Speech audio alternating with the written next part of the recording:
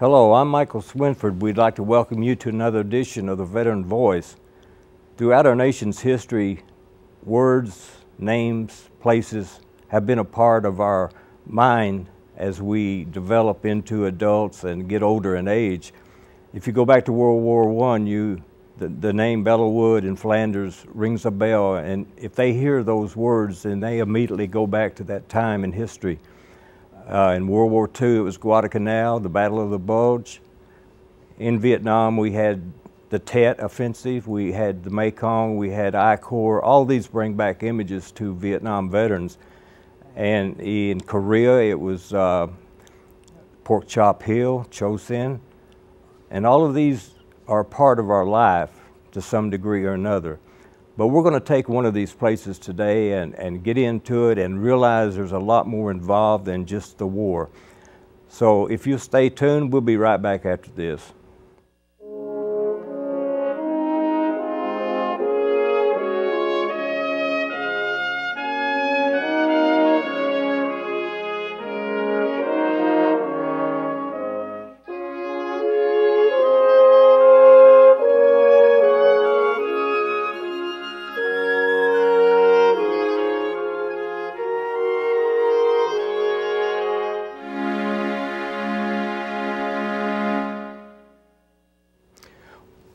We have three distinguished guests with us today to examine this word, Vietnam. I'm going to ask our guest to introduce herself. Barry, would you? Yes, my name is Barry Irby. I live in Metropolis now. I was drafted in 1969, and I went to Vietnam in 1970, June of 1970, and I came home in June of 1971. So I was there a whole year. So when you hear the word Vietnam, what comes to your mind first? Well, when I was in high school, everybody had this thing, you know. Vietnam was kind of a vague place because I was from a small community, and all of the guys would say, well, as soon as we graduate from high school, we'll see you in Vietnam, you know. Mm-hmm. And we really didn't have any clue where it was at, or what it was all about even. Scott, would you introduce yourself, please? I'm Dr. Scott Garrett, Professor of History here at West Kentucky Community and Technical College. Also a Command Sergeant Major in the Army with over 30 years service, and I fought in Iraq. And when I think about Vietnam, I graduated from high school in 1967. I think about jungle and close-in combat and punji sticks and communists. Okay. Dr. Williams? Dr. Gordon Williams, a psychologist here in the Paducah area, and I've had the privilege of working with many veterans of the Vietnam War and other wars who've come back after their tours of duty. I served in the United States Army, served a year in Vietnam from August of 1969 to August of 1970 with the Army's Americal Division in Southern I Corps.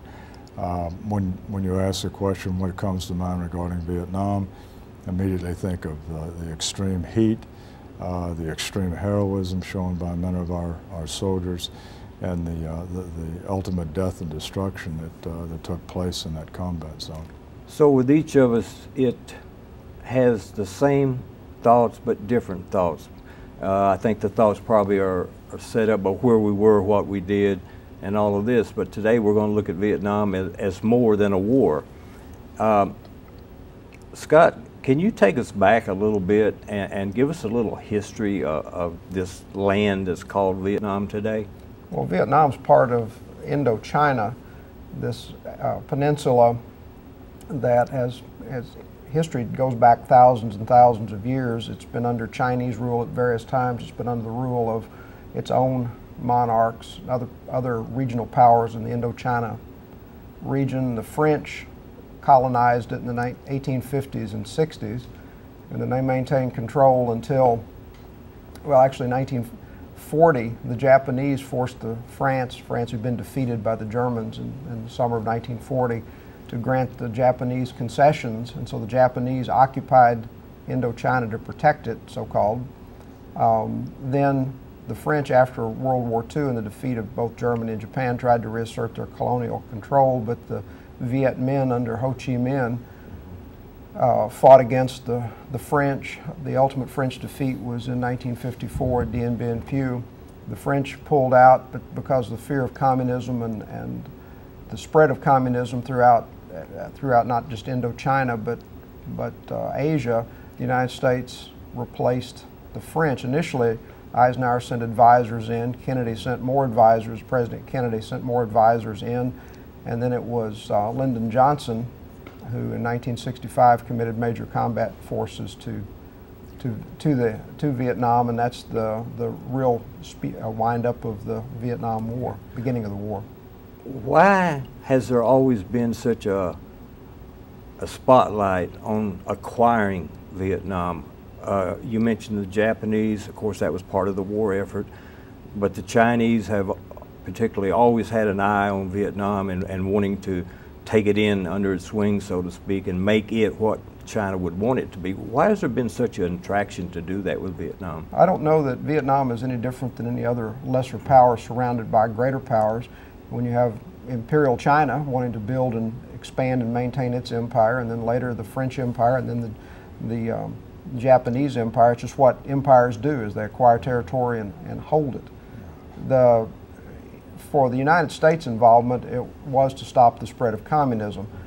Whether or not that was a good thing, bad thing is a separate issue, but the U.S. national interest was not in acquiring Vietnam and staying there, whereas the Chinese, the Japanese, the French wanted to keep Indochina, if they could have, forever.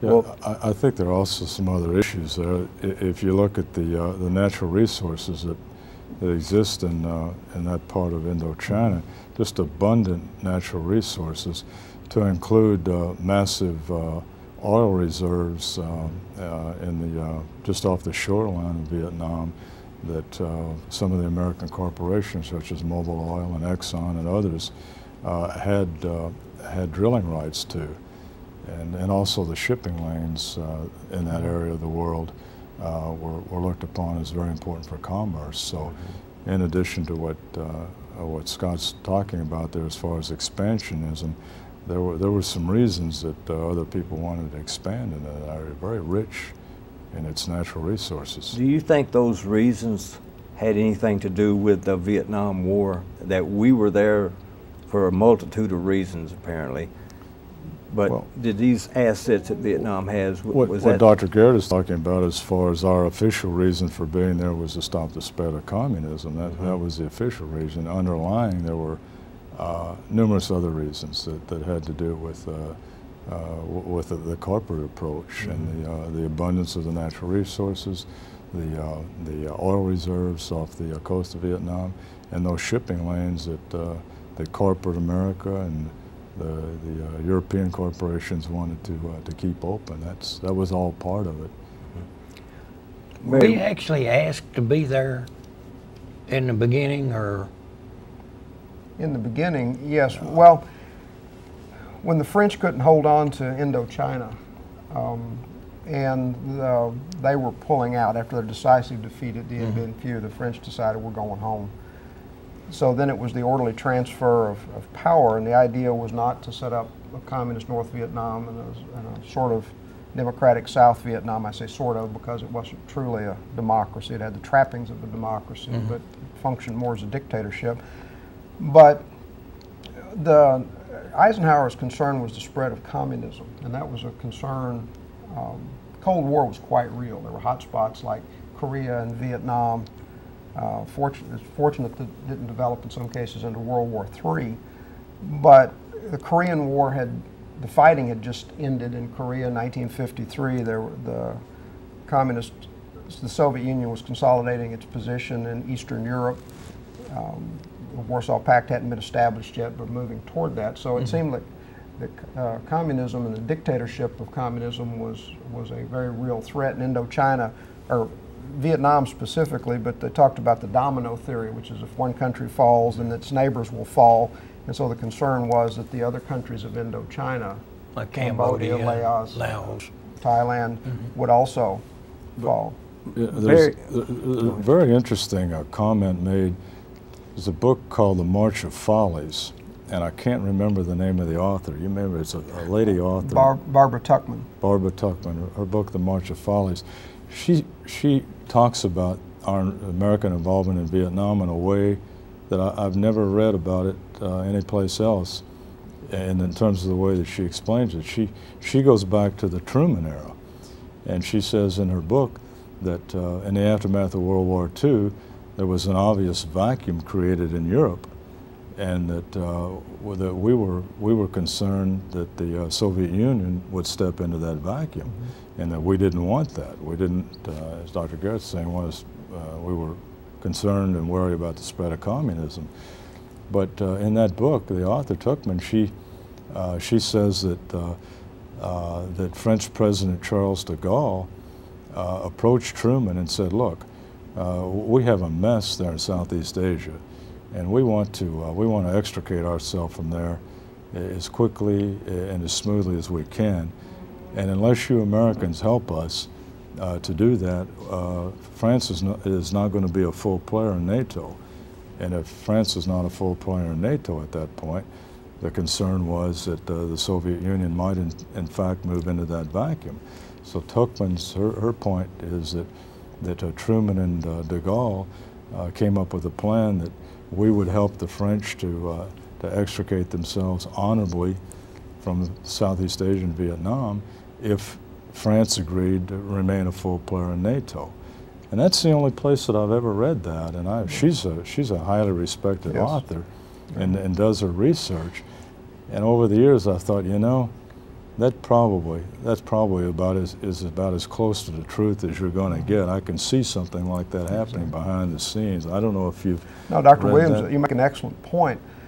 The great concern in Truman, Eisenhower period as presidents was that the center of gravity was the Soviet Union and Central Europe, and that everything else was secondary to that. When in June of 1950, the North Koreans invaded South Korea, the concern, not only American Joint Chiefs of Staff, but our European allies, was this was a distraction, a feint to focus U.S. or Western military effort to Asia to make the way clear for Stalin to invade Western Europe, which Stalin had talked about doing. So by the time you get down to the 1950s, the possibility seems somewhat less that the Soviets are going to invade Western Europe, but the threat doesn't go away. The Soviets kept their main military force outside, that was deployed outside of the Soviet Union, what they call Group of Forces Germany. They had their best units and equipment forward deployed in what would become the German Democratic Republic. So in the grand strategic sense, what was going on in Asia, while significant for Asia, from the point of view of the United States and the Western planners, and Barbara Tuchman deals with this quite well, is that the problems there are real, but is this a distraction to get the U.S. and the Western powers bogged down in the Far East so that then they can have a better time in trying to take over Western Europe? Barry, you were on the ground when all this was going on. What did you, as a person that's there trying to survive, did you hear the domino theory? Was that something that passed by your way? We never heard anything like that. When we just were told what to do, what our missions were, and that's what we did. What did your commanders or those above you, what did they lay out as a mission for you? Okay, they would see. I was a crew chief on fixed wing aircraft, so they would have their meeting just like they still do now. The pilots would all have their meetings, and then we not only worked on the aircraft, but we flew with them and so sometimes we knew what our missions was, and sometimes we didn't. Sometimes they just say, "Come go with me. Yeah. We got to go such and such a place," and we were in a spotter plane, and the more eyes you have, the better you see what's going on. So, we really actually, the crew chiefs didn't get the full picture like the pilots did. Well, we'll be talking more about this. We're going to take a short break. Y'all stay with us and we'll discuss more of Vietnam in depth.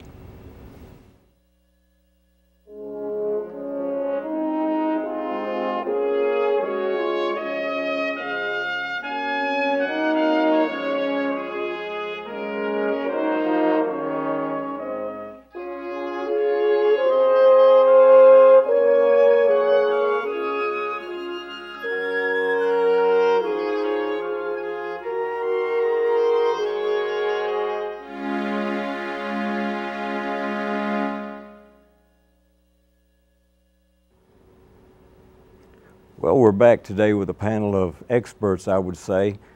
Barry, I was talking to you about what your commanders knew while you were actually on the ground in Vietnam. Mm-hmm. Did anyone ever present you with the past of Vietnam, where the warlords were taking over and fighting over the territory? No. Did you have any history indoctrination at all? No. None so well. So you were just essentially forming your own opinion as you fought this war. Mm-hmm. And staying alive was much more important than trying to find out what the domino theory was even about. That's right. I was drafted, and normally people that are drafted are only considering one thing, and that's getting home alive, you know, which most of us were, you know. And since there was no front lines like there was during World War II, like, you know, at Bastogne and places like this, everybody was at risk. I mean, Dr. Williams down here, he worked at a hospital, and you was denying there was no front lines over there at all. They was just all over the whole country. Would it have helped you as a foot soldier to know some of the history? Would it have made a difference in your life had you, say, explored a little bit back into the past, the people? Probably not at that time, because, see, I was 20 years old when I got drafted, and when I went to Vietnam, I was 21, and most people that are 21 don't, you know, they're not into the history of it. And when the mortar rounds start falling, you don't really worry about the history of it. I think that would have been a distraction. Yeah. Being out there in the middle of all of that, you just wanted to stay focused on the here and now, and to talk about the history of the area would have been, at best, would have been a distraction. Where we were at was about 25 miles from where Ho Chi Minh had grown up, and we were reminded periodically that Ho Chi Minh grew up in Quang Ngai. It's about 25 miles from where you guys are at. He's not at all pleased with the fact that you people have a base that close to where he grew up, and be ready. And that was as much history as we got. Do you think Ho Chi Minh was just an extension of the warlords that fought in Vietnam way before we got there? Do you think he was part of that culture, or did he have a vision for Vietnam that superseded everything? Well, Ho Chi Minh was a highly educated man. He had studied in Paris. He had studied at Harvard, at Cambridge, Massachusetts. As most people are unaware, Ho Chi Minh's hero was Thomas Jefferson, and he had a beloved copy of the U.S. Constitution hanging on the wall of his home in Hanoi. So he was a learned gentleman that was, I think, well aware of the history of the area, and was intent upon trying to enhance the image of Vietnam. And he was a nationalist who was very interested in trying to help his people grow beyond the colonialism that Dr. Garrett was talking about earlier. He wrote, Ho Chi Minh wrote President Truman in 1945, hoping, or in the expectation, that the United States would help Vietnam establish its independence. And Ho Chi Minh knew the Declaration of Independence in English by heart, and he could quote extensively from the Constitution. Yeah. And his letter, so far as historical record goes, seems that Truman did not respond because, you know, France was a more significant ally than a would-be Vietnam country of Vietnam. Communism, though, by its definition, is international, and it supersedes nationalism. But Ho Chi Minh was both a communist, but ultimately he was a Vietnamese nationalist. Yes. So he managed to combine both rather effectively for a long time. Was there a definitive point in history that the communism sort of went away and the nationalism took over? Was there a period that they went through to You're talking about in Vietnam in particular, or communism in general? Well, just in general. No, it varies. It's incidental to, you have to look at the time and the place. For example, during the Russian Revolution, Lenin thought that communism was going to sweep the world and talked about socialism internationally. But then Stalin more of a realist ultimately, forced to be conceded that you called it building socialism in one country, the Soviet Union, and then branch out. So it varied from country to country. At whatever, there is no universal answer. In theory, communism is supranational. Individual nationalism means nothing. In fact, it's antithetical to communism. But in reality, you start getting communists who, well, like Tito in Yugoslavia. Tito was very much a communist, but ultimately he was a Yugoslav nationalist too. And so Ho Chi Minh fit in that pattern. Do you think Ho Chi Minh's obsession for the American way of justice and like the Declaration of Independence, do you think this helped him in our ultimate defeat as the communists took over the entire country? Do you think he understood us perhaps better than we understood him? Well, I think as far as Ho Chi Minh was concerned, this gentleman was intent upon freeing his people. And unfortunately, he hooked his wagons to the communist philosophy, but he was intent upon freeing his people, and the U.S. democracy certainly was an inspiration to him. So you end up having an irony here. This gentleman aligns himself with Soviet communism in Moscow, but the underlying dynamic that motivates him is the sense of freedom that we have here in the United States. And as Dr. Garrett said so eloquently, the problem came in when Ho Chi Minh reached out to the people in the Truman administration, and they balked. And it may have been what Tuckman was talking about, or we talked about earlier, that they were concerned about offending the French. But Ho Chi Minh's motivating factor was to free his people of the shackles of French colonialism and allow them to become whoever they wanted to become. And our form of government was a motivator for him. And then we're the ones that end up fighting with him. There's just, the ironies are immense. And one of the things to follow on with what Dr. Williams is saying, I saw an interview with General Westmoreland, and he was talking about the decision to commit U.S. combat troops to Vietnam. And he said it was a day-long meeting. You had the President, Secretary of Defense, you had all the Joint Chiefs, all the senior political military leadership of the United States discussing should we or should we not commit ground troops to Vietnam. And this is Westmoreland's perspective, and he didn't pretend it was anything else, but he said in his mind the decisive factor was, the concern was, if the Chinese get there first with major combat force, we're not going to try to send troops into Vietnam against 1 million Chinese troops. And he said, as Westmoreland said, in my mind, that was the key issue that decided the administration, the Johnson administration, to commit combat troops into Vietnam in 1965. And then Westmoreland paused and he said, what none of us in that room realized is the last person in the world who wanted Chinese combat troops in Vietnam was Ho Chi Minh. It's the last time the Chinese came into Indochina, they stayed 1,000 years. And Ho Chi Minh was a nationalist. He would take communist aid, he would take a limited number of advisors, but Ho did not want Chinese combat troops on the ground. And Westmoreland said, none of us there knew that. Barry, did you ever hear of Chinese communist troops actually being in Vietnam?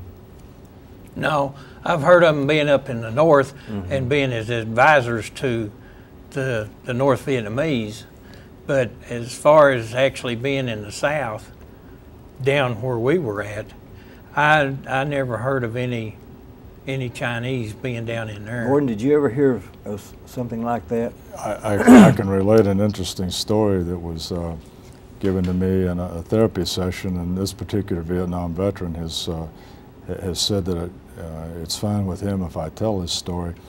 He was in the Marine Corps, and he was a Marine Corps aviator, crew chief, and they were flying those big Marine Corps 46s, the helicopters. And one of their missions, he got on the plane and he looked at the back of the helicopter, and it was full of Chinese mercenaries. And they were taking those Chinese mercenaries out to a site to fight. And those Chinese mercenaries told him through an interpreter, we fight for you this week, we fight for the North Vietnamese next week if they pay us more. So there was that aspect of the Vietnam War that's not really talked about a whole lot. But the Chinese mercenaries were there merely for the purpose of fighting for the money. Well, back when the tribes were fighting each other and there was trying to establish this government or that government, the mercenaries played a large part in determining who would ultimately prevail. Like I say, it was a monetary thing. You pay me, I'll fight, and then tomorrow something else. Barry, were you on a helicopter? No, I was on a fixed-wing aircraft. You was on a fixed-wing there. Tell us a little bit about that, please. Okay. The bird, it was called a bird dog, and it was used during World War II.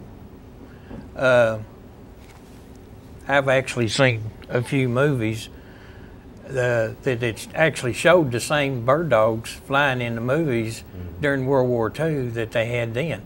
And what we would do, we would go out on missions, and of course we had no armament, and the bird dogs wouldn't fly, but we didn't fly but about 50 miles an hour. And we'd fly treetop level high, and we would actually look for the Viet Cong or the trails they were using, like the Ho Chi Minh Trail and like that, to come down. And then what we would do, once we found them, of course naturally they'd start shooting, and then we would call in Cobra gunships or Hueys, or call in a artillery strike, or call in ground troops to, you know. So you had a different view of the enemy than a lot of the grunts did that were on the ground. We saw them from the air, you know, and they, you know, it's a totally different thing, because sometimes they would hide and let us pass by. That way, you know, if we'd call in the ground troops, they'd set up an ambush for the ground troops, and we hadn't seen them. So we couldn't actually tell them that they were there, you know. What was your last view of Vietnam before the plane door closed? When I came home? Yeah. Well, I came home 5 days. Well, 5 days before I came home, I was in Cambodia. I spent from January to June in Cambodia, flying missions, and we went to Saigon to process out, and everybody got on the plane, and they closed the door. Excuse me, if you were taking a picture as you're standing on the plane, what are you seeing? I'm seeing the buildings, the old barracks, and the old hangars, and well, they actually weren't hangars; they were revetments. Yeah. They didn't have a hangar, so to speak, like the planes are sitting in now. These were revetments, and all they were was just a concrete wall, and you actually put the plane inside, or the helicopter inside this wall, and they were probably 6 foot thick with concrete poured into PSP, and this protected them from mortar rounds. So your last vision of Vietnam was revetments and yeah. buildings, and I know a lot of people talk about when they first arrived in Vietnam about a seething mass of humanity. Did you witness that as you were leaving Vietnam? No, not really.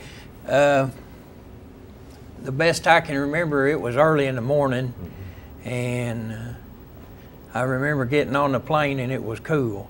And you like that, right? That was the first thing that I remember when I got off. When I first got to Vietnam, of course, the stewardess opened the door, and the first thing that hit you, and everybody will say this, is that heat. I would imagine the same thing in Iraq. The heat was there. Yes, but I like the desert better than the jungle because the humidity is so low in the desert. Good point. So and then the next thing you notice is the smell. Yeah. Because it's a third world country, they have no, sanitation yeah. whatsoever over there. So you can still remember that to this day? Oh yes, I remember walking, but it really didn't dawn on me.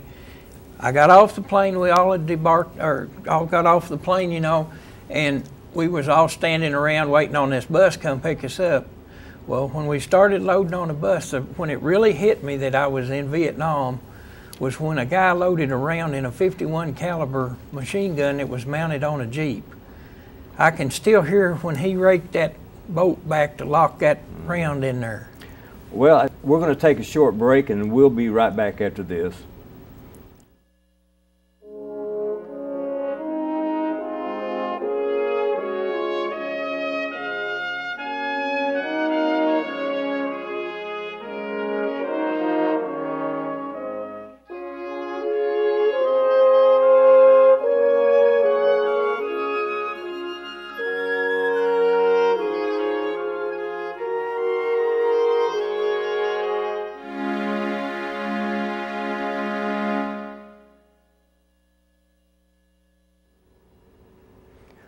Well, we're back discussing the war in Vietnam and some other things that coincide with the war.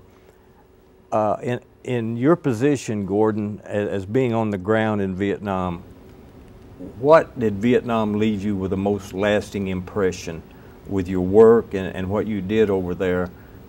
Is that something that you still understand and play a part in today? Yeah, well, as far as the impressions are concerned, as I had said earlier, one of the things that so impressed me was the sense of sacrifice that everybody was making over there. Whether it was a good war, a bad war, everybody was 10,000 miles from home. Everybody was sticking together. It made no difference about race, religious orientation or anything. Everybody, we were all Americans, and everybody was sticking together to try to accomplish the mission and to try to keep one another alive. So that's an enduring memory that I will always have. And another enduring memory I will have is the vulnerability of the Vietnamese people. To see those Vietnamese families trying to survive under those horrendous circumstances where these two major powers, the Soviet Union and the United States, are essentially clashing with those people caught in the middle. I grieve for those people then, and I continue to grieve for them in terms of what they went through, and very, very difficult set of circumstances. On my last trip to Vietnam, I spoke with a woman that her son had gotten killed in the war over there, and I was telling her about our POW-MIAs. And she said, "Mister, says we had 300,000 POW-MIAs," and it made me think that the people of Vietnam couldn't win. They would get it from every angle, and if they did this, they're wrong. If they did that, they're wrong. Do you think the attitude of the American fighting man helped or hurt their personal cause, the Vietnamese people? Well, I think the attitude of the American fighting man, in terms of the people I was involved with, everybody felt like they had a mission to stop the spread of communism and to stop the North Vietnamese and the Viet Cong. But most of the guys that I was with had a sense of wanting to try to help out the civilians, and sometimes that created problems, as you know. In reaching out to the civilians, sometimes the civilian would turn out to be the enemy in disguise, and some of the youngsters who were booby-trapped and some of the other things that happened as far as the civilian population turning out to be the enemy. It was a tricky business, which that's the sort of thing that you really have to be in a place like that to be able to sense the confusion and the complexity and how you have to be watching and listening at all time. Especially if you're trying to be kind to the local citizenry, some of whom are actually the enemy in disguise. It's very difficult. Do you not think that the Viet Cong played this to the max? I mean, they knew every trick and how to talk to the villagers and get them to do what they wanted to do, or else? There's no doubt about it. I remember upon arrival in Vietnam, we were all told, "You shall address the enemy as Sir Charles." And I thought, address him as Sir Charles? This is not medieval times. Why are we told that? And after being there for a while, then I understood. These people are crafty, these people are tricky, and these people are very good at what they do as far as fighting a guerrilla war, and they can meet us they can do as well as we can as far as trying to win over the hearts and the minds of the people. Were you ever involved in any kind of intervention or anything with the Vietnamese people while you were there? You mean, well, we passed out the leaflets, you know, the Chu Hoi leaflets. We would drop them trying to get the people to over the villages and stuff to try to come over to the way the Americans were thinking. But like Dr. Williams said, the NVA and the Viet Cong, they were masters at their art. They'd been doing this for years, you know. This wasn't anything new to them. They knew how to fight a war because they'd hitch and run, and you know. But we would try to get them to come over to our side, and most of the time, what would happen, the Viet Cong would tell them, "Okay, if you go over to their side, then we're going to do you in." You know, I mean, they're not going to allow this to happen. And they would force them to actually grow rice for them and hide them and all that sort of things. Scott, it seemed like in Vietnam that they had been fighting, and the guerrilla element had been fighting for thousands of years. It just, when you go back to the warlords and whatnot, they were always banging heads over this or that. And that mentality apparently has come up through the 20th century. And when we were there, the same element was still there, that we can run, we can hide, and you can't find us. And we ultimately will just cut you 1,000 little cuts and it'll kill you. But how does this compare with Iraq today? Is there some correlation between the two? Well, the correlation is, the modern term is asymmetrical warfare.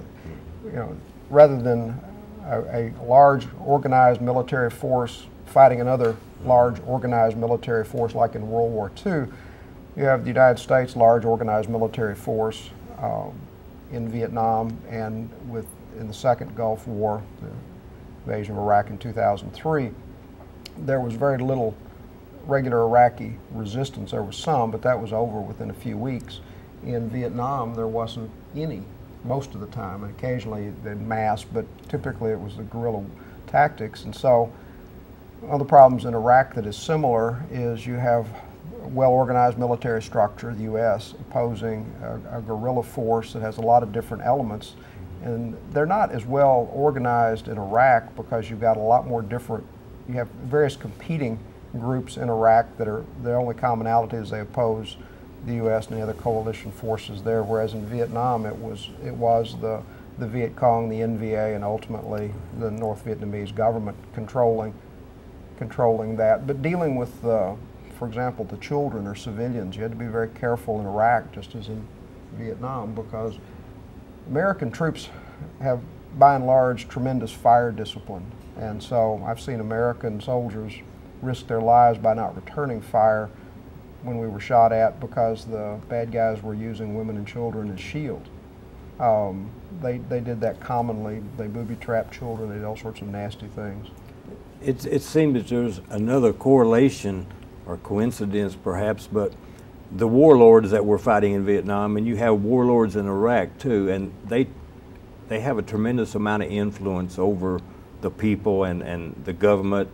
And do you think we're ever going to see a stable peace in Iraq? Eventually, but what that form will take specifically remains to be seen. But the history of Iraq is that you have a calm and stable government only when there's a very strong totalitarian ruler in place. That's been the history of it. Whether initially it was a king, and then you had a president, then you had Saddam Hussein, who was officially president, but he was a dictator. So the history of Iraq is you have a strong man who keeps everybody else under control, and when the strong man can no longer keep them all under control, then you have a similar situation to what's going on now. It's not their notion of, they're a tribal society, and in a tribal society, the highest allegiance is to the tribe. You're a traitor to your people and have no place. Even if the other tribe is right, you back your tribe even if they're wrong, and you know they're wrong because that's your tribe. And democracy doesn't work very well in a tribal society. So it's the same thing all over again for some. Gordon, do you hear from Iraqi veterans today some of the same gripes and complaints that we had as Vietnam veterans? Are you picking up that they're going through the same process that we went through, perhaps? Yes, is a vivid example of that. One of the therapy groups we conduct for Vietnam veterans, one of the members of the group, his son is currently in the military and had just returned from Iraq. And this veteran invited his son to come to the therapy group. And the son, being younger and all, said, "I'm not sure I want to be involved." He's coming in there with a bunch of old Vietnam veterans. But he eventually did. He came on in, and he didn't sit in the circle. There was a chair outside of the group circle, and he sat there for about a half an hour, 45 minutes, and eventually he chimed in. And what he chimed in about was, what you guys are talking about are the same things that we're going through in Iraq right now. We're forbidden from firing unless fired upon. Our equipment doesn't work. We're undermanned, and people back home don't fully understand what we're going through and the sacrifices that are being made. And as the group unfolded, we were out of time, and I had to politely tell this young man, "We've got to stop." So he went from not wanting to be involved to we could hardly get him to stop talking. And it was a good experience for everybody involved, because we all felt that common bond that regardless of what war you're in, American soldiers are, for the most part, facing the same types of issues. So America did not learn anything from the French and got involved in Indochina. Did the Iraqi warriors learn anything from Vietnam? Well, as far as I'm not sure. The warriors may have, but I'm not sure the policymakers in Washington learned very much about Vietnam. But so it essentially is the same old story to a degree. The times I've been down to Fort Campbell, I've done some debriefings down there, and I sense a great deal of admiration between Iraqi and Vietnam veterans. There's a mutual admiration, I think. Well, that's good. So, Dr. Garrett, tell us a little bit about the Iraq War. We've got a couple minutes here. We're going to take a break. What was the purpose of the war? Well, the purpose was intelligence, which is military intelligence, is always flawed, but the best estimates, not only U.S., but our allies and other people we were getting intelligence from, was that Saddam Hussein was very close to developing nuclear weapons. And to forestall that, and he was one of the major backers of regional terrorism. We invaded Iraq in March 2003 to overthrow Saddam's regime. Turned out that the Iraqis themselves were surprised that he didn't have chemical or biological, or much less nuclear weapons. One of the things we learned is the number one fear Saddam Hussein had was the Iranians. He wasn't too worried about the United States because he didn't think the United States ultimately would do anything, but he was very concerned about the Iranians. So his big talk about nuclear weapons and weapons development program, chemical and biological weapons, was primarily to frighten away the Iranians. So that was enough to spur us into action and do what we had to do to stop that. Well, after the fact, it's always easy to see what was right, what was wrong, what was good information, what was bad. The basic question one has in these situations, whether you're talking Iraq, Vietnam, or any other commitment of force, is what if you get it wrong? What if your decision, what's the consequences of not taking this action? Was that Desert Storm? No, the Iraq 2003, the second Gulf War. Oh. Well, I've heard rumors that a Navy SEAL, and of course these is rumors, and that he had Saddam Hussein in his crosshairs, and he called in and asked permission to take him out, and they denied him permission. Now, I don't know if this is a true story or not. I mean, you hear all these things. You can hear anything.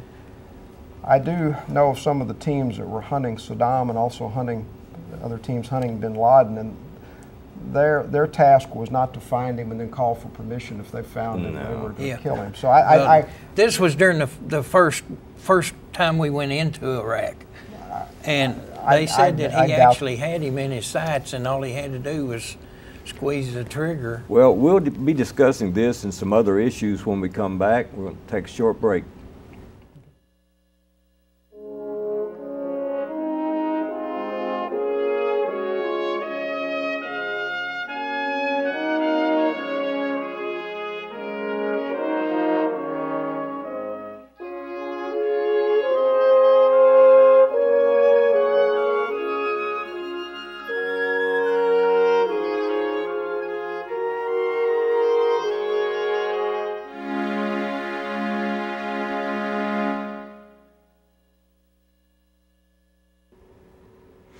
Dr. Garrett, that's very interesting about the correlation between the Iraqis and the Vietnam.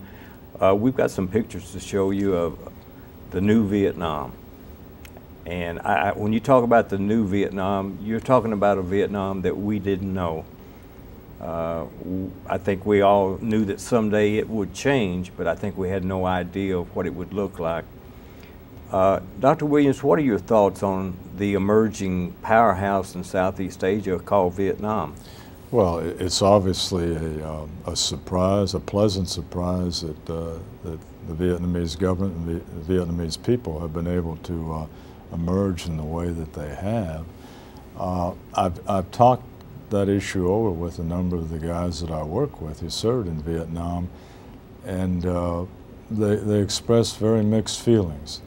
On the one hand, they want to embrace the pictures of the new Vietnam and the notion of the new Vietnam, but then on the other hand, they have a sense of a feeling of guilt to let go of the old images, as if they let go of the old images, they're somehow doing something that undermines the previous mission and all of the hard work that their colleagues did years ago. So I hear the guys struggling with that I can't let go of those images from the past. Somehow that's being disloyal or unfaithful to the guys that died over there and to all of us who fought over there. So it's a process that I think everybody's going to have to go through. Do you think ultimately we will have two pictures of Vietnam and carry those? I think the ideal is for all of us who fought there to be able to juxtapose those two images, the Vietnam we fought in and the Vietnam that exists now.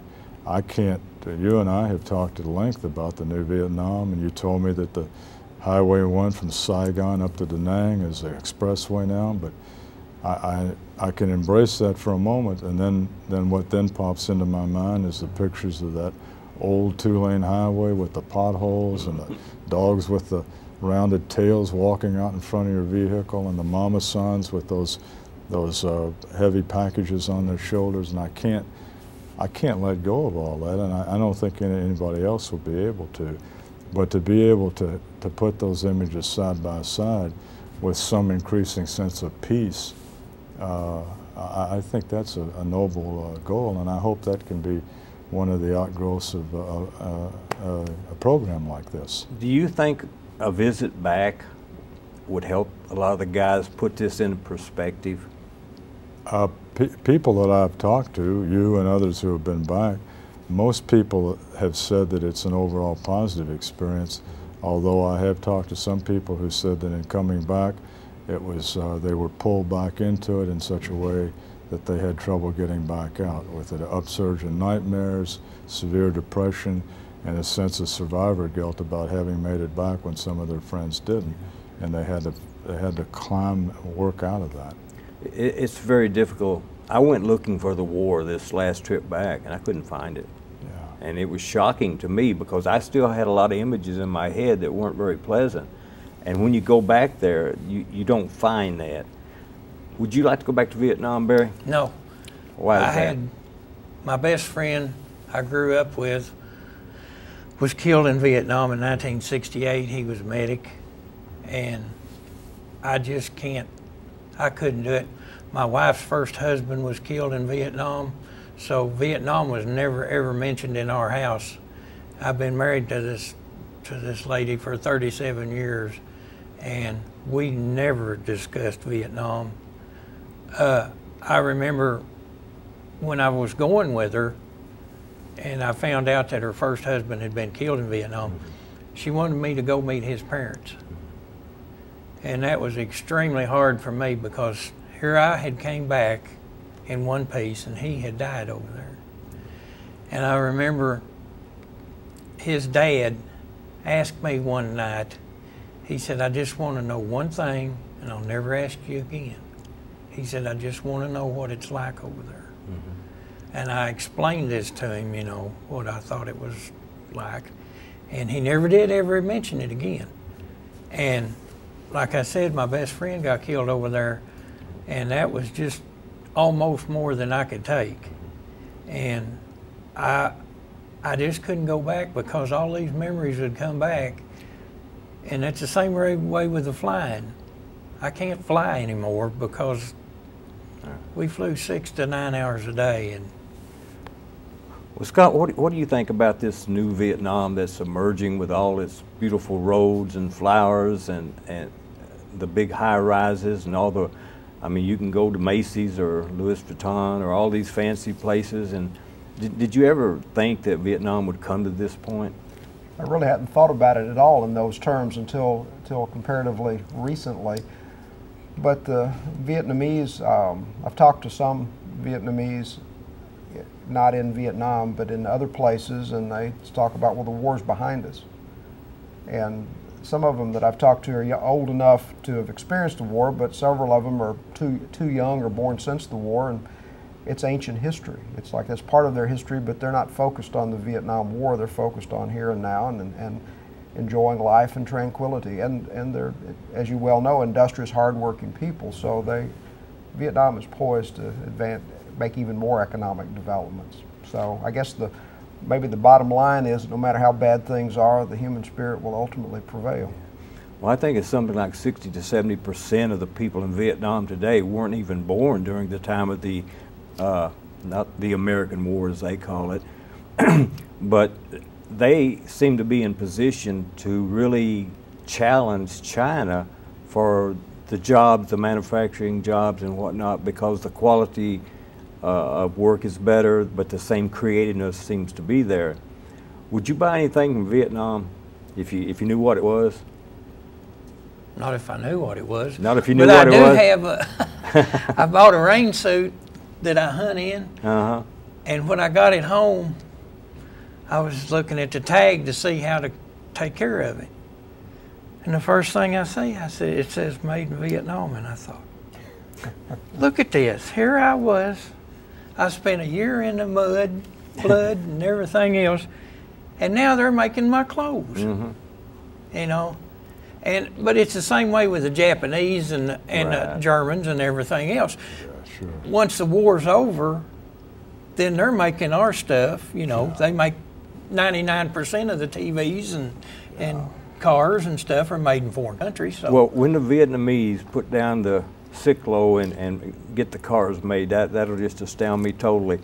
Yeah. We just got a few minutes left. What do you think Vietnam will be in 20 years from now?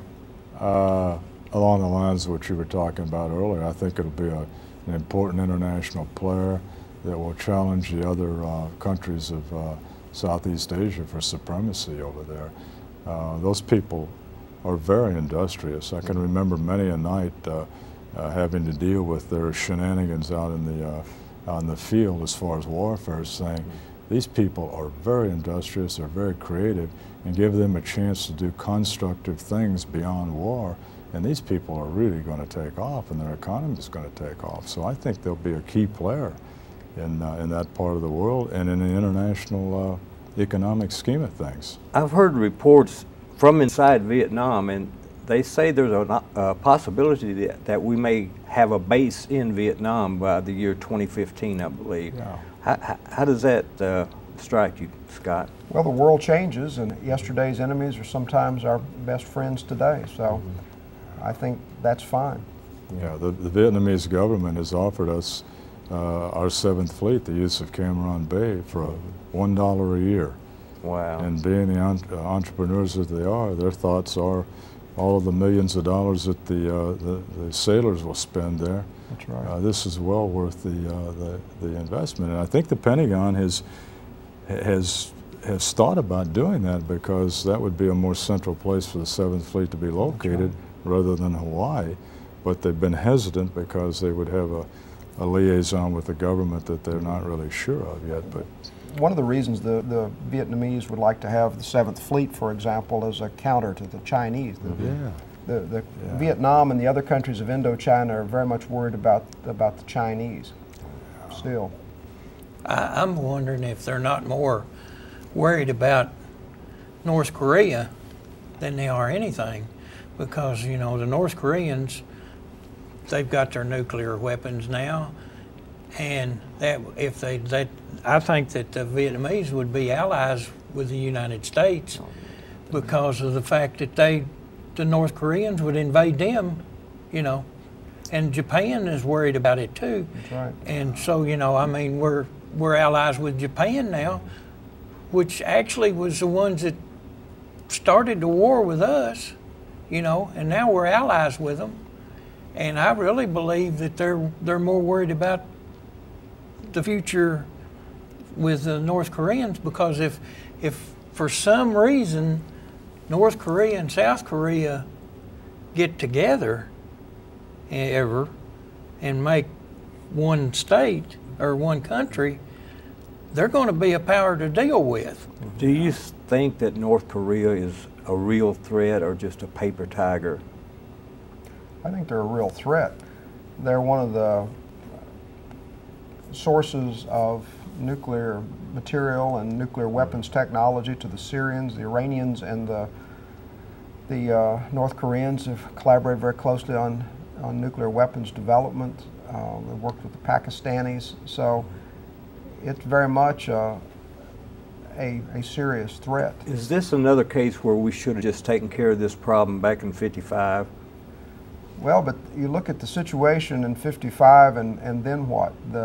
We could have conceivably, the Chinese came down, you know, in late November 1950 across the Yalu, so we could wind up at war with China. The great fear was still that Stalin would invade Western Europe. So it's like the ancient Romans said, when you unleash the dogs of war, you can never be sure who they'll bite. So we could have had World War III in the 1950s. I obviously don't know the answer, but these are the kinds of things that the decision makers were considering in the 1950s. What do we do? What don't we do? How far should we go? And what are the alternatives? Well, Barry, Scott, Dr. Williams, it's been a pleasure having you today. And we thank you for joining us, and we will see you next time on the Veteran Voice.